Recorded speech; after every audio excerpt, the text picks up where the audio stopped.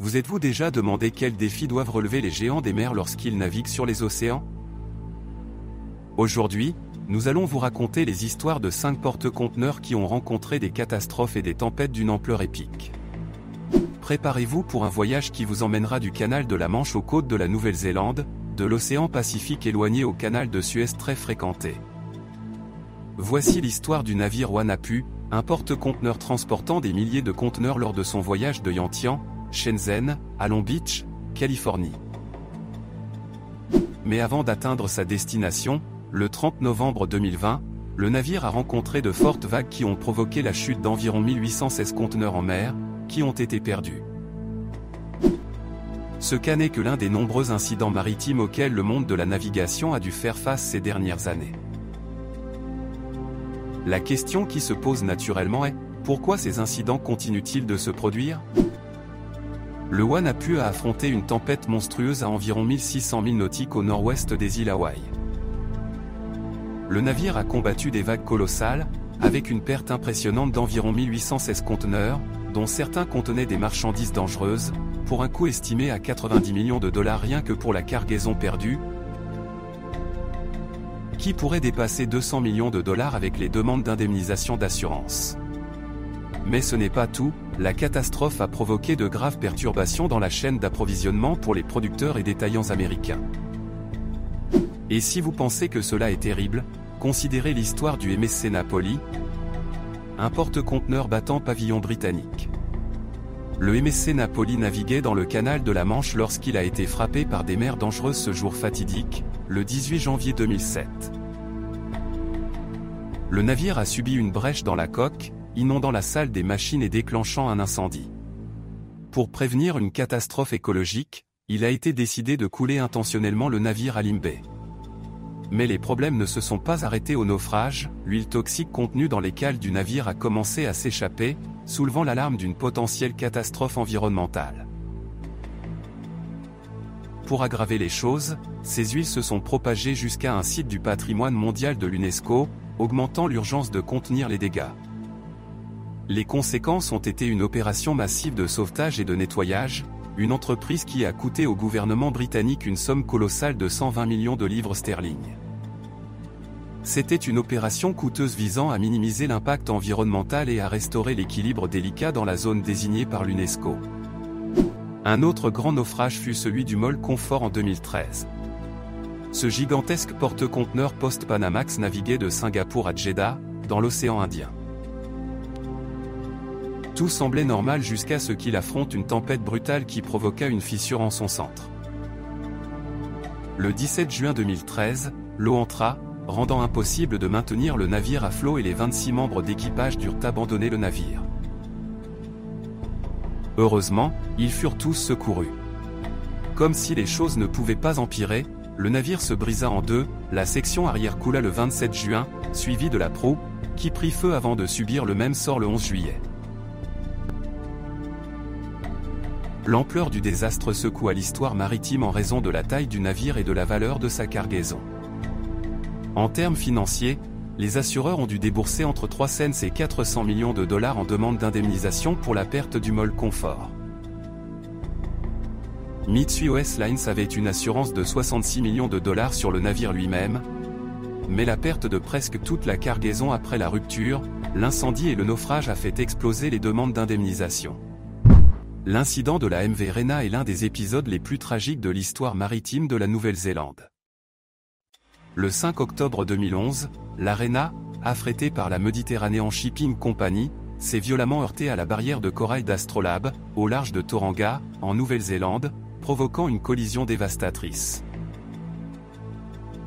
Le navire transportait une lourde cargaison, 1368 conteneurs, dont des matières dangereuses, ainsi que 1700 tonnes de fioul lourd et 200 tonnes de diesel marin. Mais il ne s'agissait pas seulement d'un simple accident, il s'agissait de graves erreurs commises par le capitaine et l'équipage de navigation. Leurs erreurs ont conduit la Rena à heurter le récif, déclenchant une série d'événements désastreux.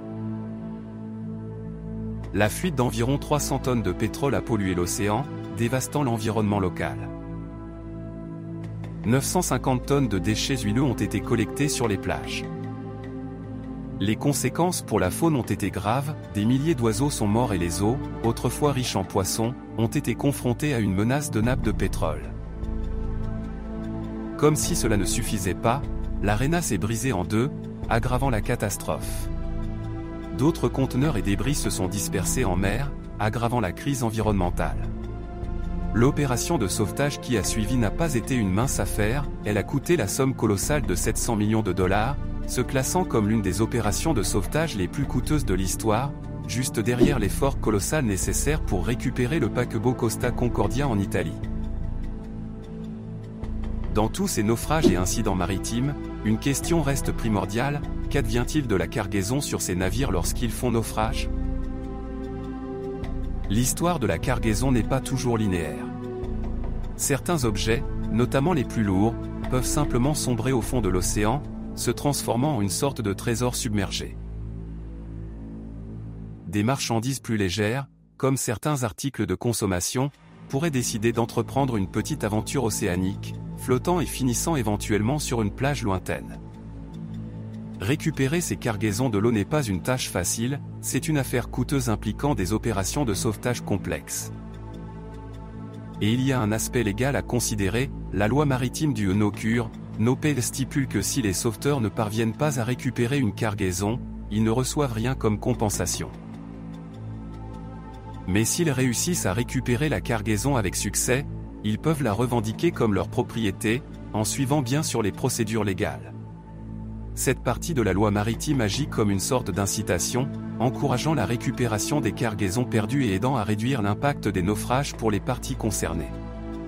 Les coûts de ces opérations de sauvetage peuvent monter en flèche, prenons par exemple le désastre du Costa Concordia au large de Gênes, en Italie, en 2012.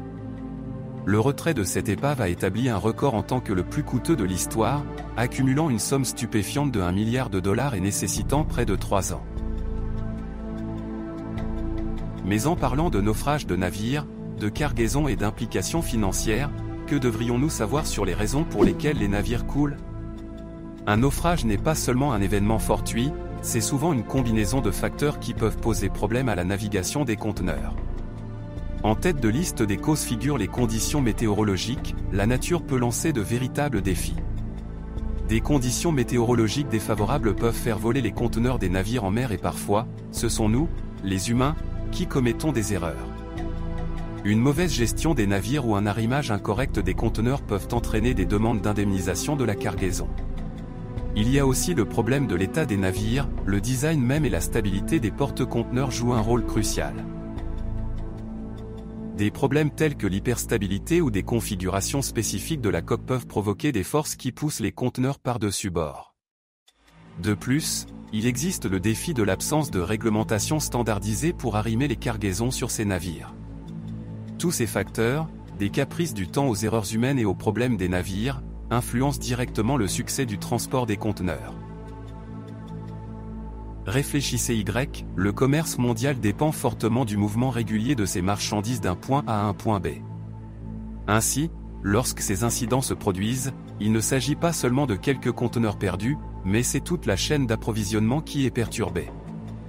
Les incidents impliquant des porte-conteneurs, comme la célèbre saga de l'Ever-Given dans le canal de Suez, envoient des ondes de choc à travers le commerce mondial.